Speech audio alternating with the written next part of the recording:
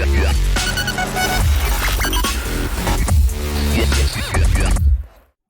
everybody and welcome to Forever Rugby on Forever Sports. And Scotland have just stunned England's 11.26 in the Six Nations. An incredible result for Scotland, an incredible performance who just completely outclassed the tournament favourites at home in the opening round. And a massive moment in Scottish rugby, and probably one of the best performances I think I've ever seen Scotland play, where they just completely, it wasn't a case of smash and grab.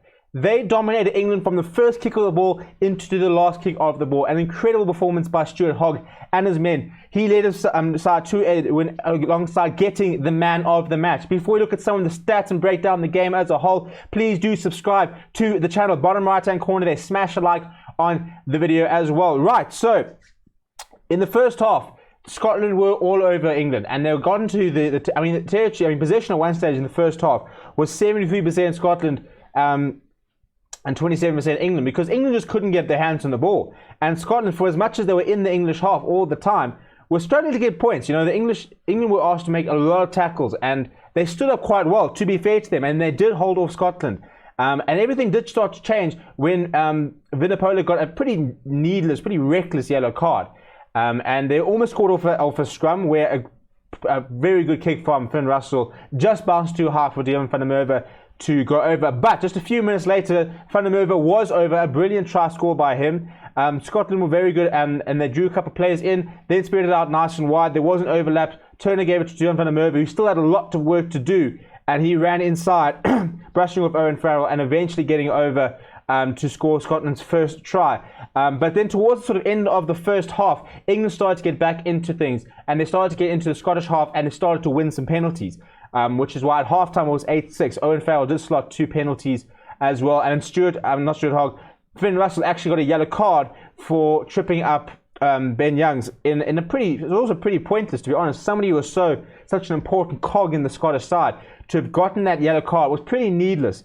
But, you know, it was a case of, in the first half, Scotland dominated for 30 minutes, and then England came back towards the end.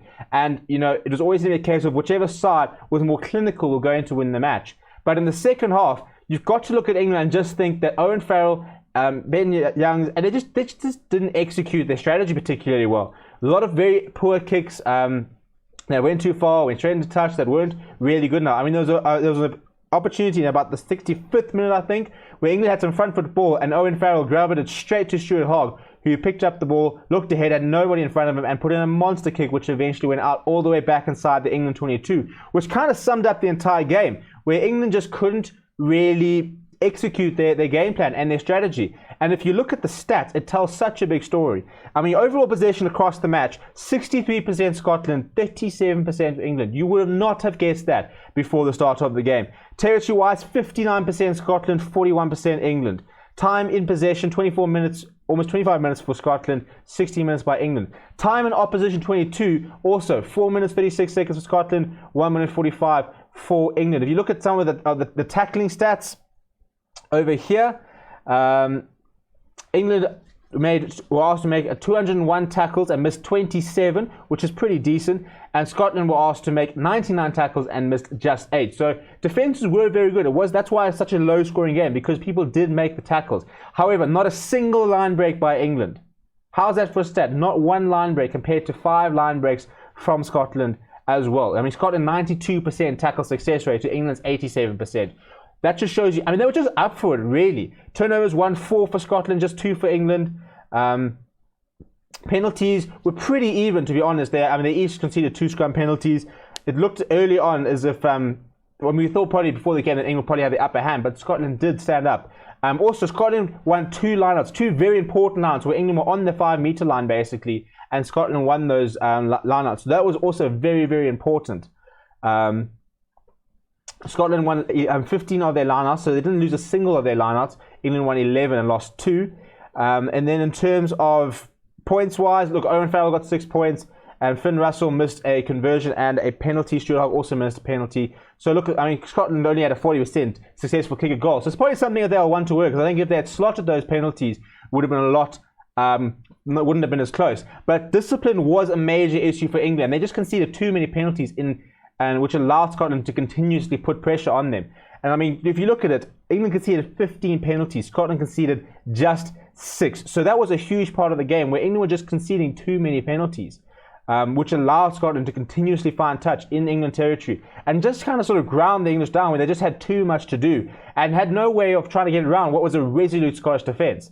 And, you know, so that, I mean, you look at it the entire whole and you just thought that Scotland looked up for the game and England just, I don't know if it was a case of arrogance or not being prepared enough, but they kind of looked shell-shocked early on. They didn't quite expect Scotland to play so well. But credit to Scotland, who completely outclassed a very good English side. It's a very, I mean, on paper, England should have walked the game.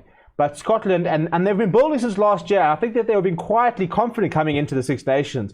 But I don't think anyone would have sat there and said they're going to go and beat England at Twickenham in the first game. So an incredible scenes by Scotland. Brilliant down to Gregor Townsend and his men. Stuart Hogg I thought was fantastic. Finn Russell had his moments. Also sometimes pretty ordinary. I thought Hamish Watson was terrific. He was absolutely everywhere. Maitland was very good. Redpath on Davey I thought was fantastic. For England I thought Owen Farrell was pretty poor. Vinipola was quite quiet. Curry got into the game a little bit. Johnny May, a couple of areas. Anthony Watson didn't have much to do. Much the same with Elliot Daly as well. Johnny May, as I say, a couple of areas there. So, yeah, it just was a pretty ordinary performance from England. Even somebody like Mara Toje, who tried quite hard, had a couple of early chase downs on Ali Price. But apart from that, I wouldn't say there were too many standout performances for England. They just didn't quite look like they were up to scratch. So an amazing first day. We had France who absolutely pummeled Italy, a very young and inexperienced side. But then we had a resolute Scottish side who drew a line in the sand and refused to lose to England. And it's a fantastic result. And it blows the tournament wide open already because now Ireland and Wales tomorrow is also going to be quite a good game. And both of those teams will be looking and sitting there saying, well, you know what? If England can be beaten, then it just takes one huge performance against France maybe, or, you know, to try and win the Six Nations. So I think the fact that the reigning champions look vulnerable all of a sudden makes the competition very open. And now you've got to look at France as the overriding favourites. But you also sit there and say, well, it was against Italy. You know, can they do it against us? So I think that this game puts the whole competition in perspective and shows you how open the competition could be. Let me know what you thought of the game down in the comments. Smash a like on the video. Do subscribe to the channel. My name is Steven. I'll see you tomorrow for Wales versus Ireland live on Forever Sports. And I'll see you then.